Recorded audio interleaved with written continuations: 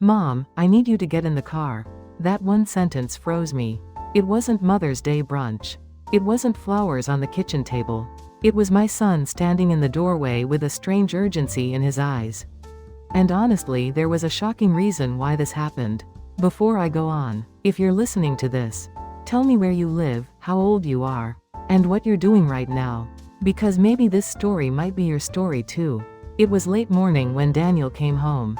I had just finished folding laundry when he said, "Mom, get dressed. We're going somewhere." No explanation, no smile, nothing. My heart dropped. Is something wrong? Did something happen? He didn't answer directly. "Just trust me today, please." That please felt heavy. The whole drive, he barely said a word. The radio was off, his grip tight on the steering wheel.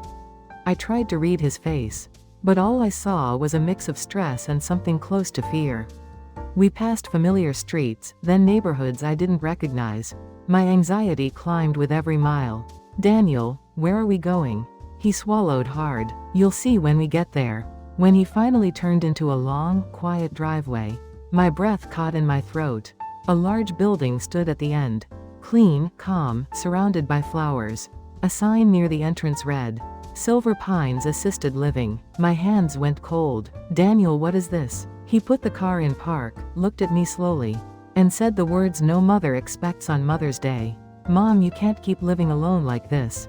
My world tilted. The shock wasn't the destination. It was realizing my son had been quietly watching me decline. Without saying a word, I stared at the sign like it belonged in someone else's story.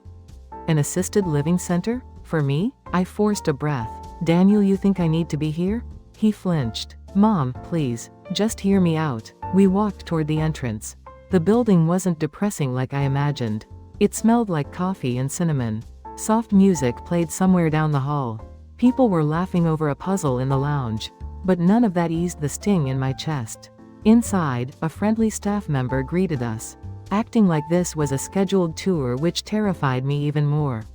"Your son told us you're strong and independent," she smiled. "That you deserve a place where you don't have to struggle alone." I felt Daniel watching me carefully. Waiting, bracing. Struggle? I repeated the word, hurt blooming inside. He rubbed the back of his neck. "Mom, you've been skipping meals, missing appointments, falling behind on meds." I stiffened. "How do you know that?" "I checked the pharmacy app. And your doctor called me when you missed your follow-up." Cold embarrassment crawled down my spine. Daniel continued quietly. "You raised me alone. You worked until your hands shook. You survived everything life threw at you. But now you're tired. I can see it." I looked away, blinking fast. Admitting weakness felt like betraying everything I fought through. He added, "I'm not doing this to take away your freedom. I'm doing this because I love you, Mom." I wanted to speak, but my throat tightened so hard I couldn't. This wasn't about a facility. It was about a son who had been carrying fear for me that he didn't know how to voice. We walked further inside, a sunny courtyard, a kitchen that smelled like warm bread, residents chatting happily at small round tables. It wasn't sad, that surprised me, but the ache in my chest didn't fade. A staff member opened a door. "This would be your room." My breath hitched. Soft beige walls, fresh linens, a window with sunlight pouring in. Quiet, warm, peaceful. It looked nothing like my cluttered apartment. Daniel spoke softly behind me. "Mom, I wanted you to see this place. Because you deserve rest. You deserve people around you. Not silence, not loneliness." My fingers trembled as I touched the dresser. He continued, "I know you think you're doing fine. But living alone is starting to hurt you. And I can't pretend I don't see it anymore." I turned to him slowly. "What about staying with you? Wouldn't that be easier than this?" He winced. "Mom, we tried. But you never asked for anything. You never told us when you were hurting. You didn't want to bother us.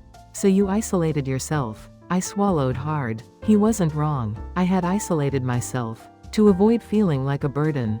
He stepped closer. "This isn't punishment. This is me asking you. Let me take care of you." For once, my chest cracked open, because no one had said that to me in decades.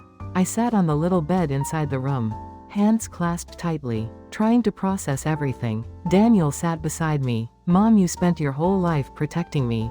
But somewhere along the line, you stopped protecting yourself." I kept my eyes on the floor. He continued, Dad's gone, family's scattered, and your world got small. Too small, I whispered. I didn't want to be a burden. He shook his head immediately. You're not a burden, you're my mother. His voice broke a little. I stayed up nights worrying about you. Every time you didn't answer the phone, I panicked. Every time you said, I'm fine, I knew you weren't. He lifted his hand, hesitated, then gently held mine. You don't have to grow old alone. You don't have to pretend you're stronger than everyone.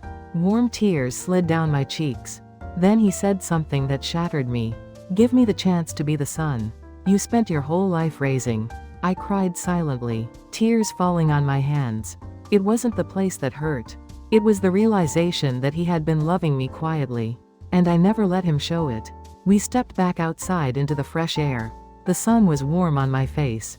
I felt lighter somehow, even though nothing was decided yet. Daniel walked slowly, giving me time. Finally, I looked at him. Are you really okay with this? Taking care of me? He smiled soft, relieved. Mom, I've been waiting years for you to let me. My chest tightened again, but this time, not from fear. From love. I took a shaky breath. I don't know if I'm ready today, but I'm ready to stop doing everything alone. His shoulders relaxed, like he'd been holding that hope inside forever. That's all I needed to hear. He opened the car door for me. As I sat down, I realized something. This wasn't the end of my independence. It was the beginning of letting someone love me, without guilt. As Daniel started the engine, I whispered, thank you, for not giving up on me. He smiled through teary eyes. I never will, Mom.